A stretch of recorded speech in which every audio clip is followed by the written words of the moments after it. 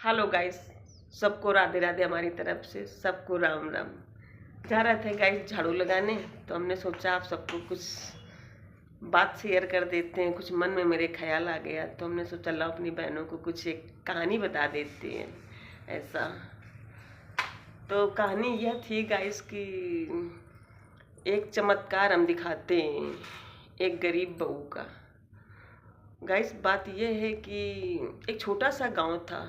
उस गांव में एक राधा नाम की लड़की रहती थी और वो बहुत गरीब थी। ससुराल वाले उसे ताना बहुत मारते थे कि तू कुछ नहीं कर सकती है। तो वो बेचारी क्या करे, सोच रही थी हम क्या करें क्या करें। तो वो क्या किया कि सावन का पहला एक सोमवार पड़ा, तो वो बेचारी व्रत रही, मगर उसे पूजा करने के लिए कोई भी वो नहीं था उसके पास कि कैसे पूजा भगवान की करे। तो एक जंगल पड़ा, वो जंगल चली गई, वहाँ से बेलपत्री तोड़ लाई और वहाँ से कुछ थोड़ी सी माटी ले आई और माटी से भगवान शिव की उसने शिवलिंग बना दी। और शिवलिंग बनाने के बाद एक लोटा जल भगवान को अर्पित किया और मन और तन से भगवान को चढ़ा दिया। उसी रात क्या हुआ कि गांव में भयानक बारिश हो गई। जब बारिश हो गई तो वहाँ क्या हुआ गाइस कि सारे खेत गांव के जो थे वो भर गए।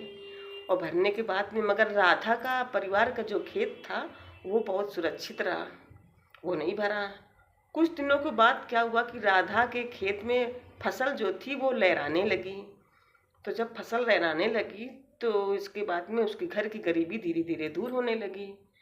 तो इसके बाद में फिर क्या हुआ गाइस कि गांव में जो लोग देखने लगे, कहा कि नहीं भाई, भगवान को श्रद्धा और मन से अगर अर्पित करोगे तो सबकी गरीबी दूर हो जाएगी गाइस। इसलिए कहते हैं मन और तन से भगवान की पूजा करनी चाहिए गाइस। यही मेरी एक अचानक अनुभव की सीख।